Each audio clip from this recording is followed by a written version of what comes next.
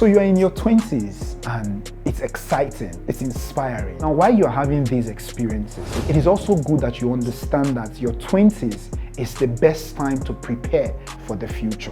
What happens to you in your 30s, in your 40s, in your 50s is largely very dependent on how you were able to maximize your 20s.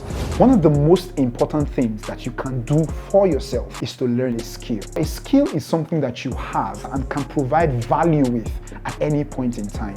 It's something that you have in the inside of you. You have it handy. At any time you are called, you can always put your skill to work.